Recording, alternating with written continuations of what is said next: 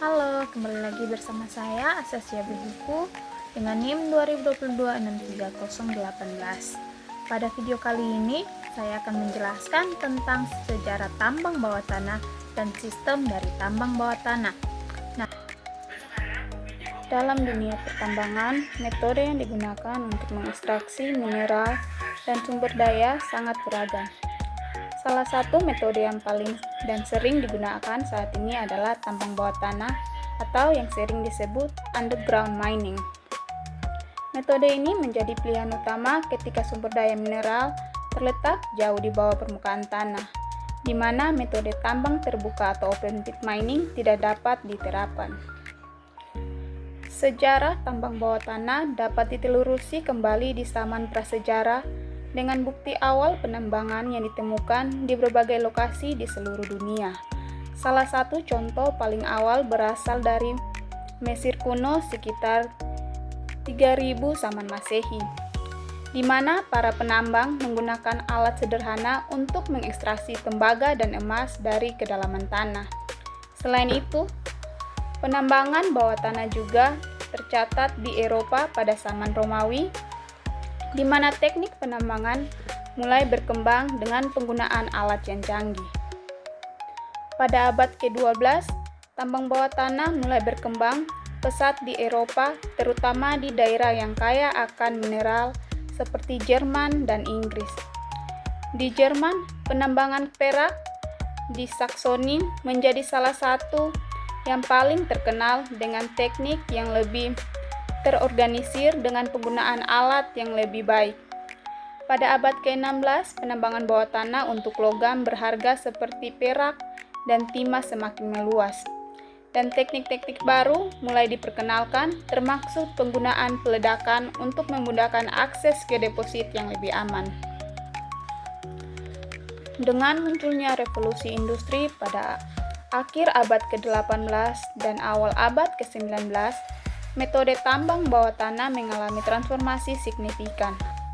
Inovasi dalam teknologi seperti penggunaan lokomotif, uap, dan alat pengeboran mekanis meningkatkan efisiensi dan keselamatan kerja di tambang. Pada tahun 1867, Alfred Nobel memperkenalkan dinamit yang menjadi titik balik dalam teknik penambangan, memungkinkan penambangan untuk mengakses deposit mineral yang lebih dalam dan lebih sulit dijangkau.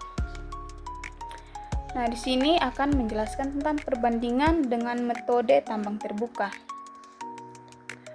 Metode tambang bawah tanah sering dibandingkan dengan metode tambang terbuka, yang lebih umum digunakan untuk deposit mineral yang terletak dekat dengan permukaan. Meskipun tambang terbuka lebih mudah dan lebih murah untuk dioperasikan, tambang bawah tanah menawarkan keuntungan dalam hal pengurangan dampak lingkungan di permukaan dan kemampuan untuk mengekstraksi mineral dari lokasi yang lebih aman.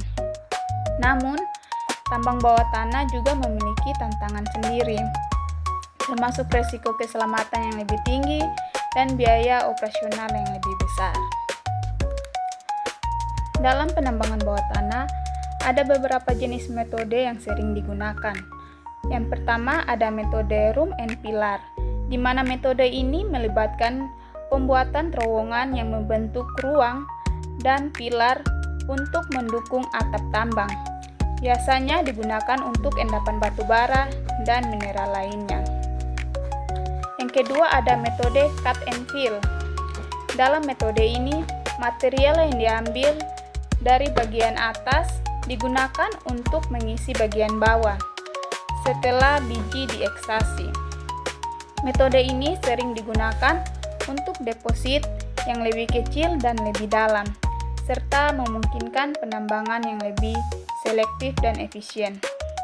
Yang ketiga ada metode sublevel stopping, di mana metode ini melibatkan pengalian biji dalam lapisan sublevel, di mana biji diekstraksi dari atas ke bawah. Nah, untuk metode ini cocok untuk deposit yang memiliki kemiringan dan memungkinkan alat berat untuk meningkatkan efisiensi. Selanjutnya ada metode block caving, di mana metode ini digunakan untuk deposit yang besar dan dalam, di mana bagian atas biji dibiarkan runtuh ke bawah dan biji yang runtuh kemudian diambil. Selanjutnya itu ada tahapan pembuatan tambang bawah tanah, di mana yang pertama itu ada studi kelayakan. Dalam studi kelayakan ini ada beberapa poin penting yang harus dilihat. Contohnya itu salah satu ada analisis geologi. Nah, di mana analisis geologi ini melakukan survei geologi untuk menentukan jenis dan kualitas mineral yang ada, serta kedalaman dan ukuran deposit. Selanjutnya ada studi ekonomi, di mana studi ekonomi ini menghitung biaya dan potensi pendapatan dari penambangan untuk mencakup estimasi biaya operasional, biaya modal, dan proyeksi harga mineral di pasar. Selanjutnya ada evaluasi lingkungan. Nah, di mana evaluasi lingkungan ini berfungsi untuk menilai dampak lingkungan yang memungkinkan ditimbulkan oleh kegiatan penambangan, termasuk dampak terhadap ekosistem lokal, kualitas air, dan masyarakat sekitar. Selanjutnya ada perencanaan dan desain. Nah, di mana pada perencanaan desain terdapat beberapa poin juga, di mana desain tambang mengembangkan rencana detail untuk tata letak tambang, termasuk lokasi terowongan, stok, dan infrastruktur pendukung. Desain harus mempertimbangkan stabilitas geologi dan keselamatan kerja. Yang kedua ada pemilihan metode penambangan. Untuk memilih metode penambangan yang paling sesuai berdasarkan karakteristik deposit, metode yang umum digunakan termasuk room and pillar, cut and fill, dan block caving. Itu merupakan metode-metode tadi yang sudah saya jelaskan pada awal tadi. Yang ketiga itu ada pengembangan. Selanjutnya itu ada perencanaan infrastruktur, di mana perencanaan infrastruktur itu merencanakan akses jalan, sistem ventilasi, dan fasilitas penyimpanan. Merencanakan akses jalan, sistem ventilasi, dan fasilitas penyimpanan. Infrastruktur ini penting untuk mendukung operasi tambang dan memastikan keselamatan kerja. Selanjutnya ada pengembangan atau development. Itu terbagi menjadi beberapa poin juga, ada 3 poin. Yang pertama harus diperhatikan dari pengembangan ini, yang pertama itu pembuatan akses, yaitu membangun terowongan akses untuk mencapai deposit mineral. Hal ini melibatkan pengoboran dan peledakan untuk membuka jalan ke lokasi biji. Pembangunan infrastruktur. Nah, pembangunan infrastruktur ini membangun sistem ventilasi untuk memastikan aliran udara segar dan mengeluarkan gas berbahaya. Sistem desainer juga dibangun untuk mengelola air yang masuk ke tambang. Selanjutnya ada penyangga dan stabilitas, di mana fungsi dari penyangga dan stabilitas ini untuk menyangga dan menjaga stabilitas terowongan dan mencegah runtuhnya atap tambang. Selanjutnya ada produksi. Untuk produksi ini terdapat 3 bagian juga, di mana ekstraksi biji.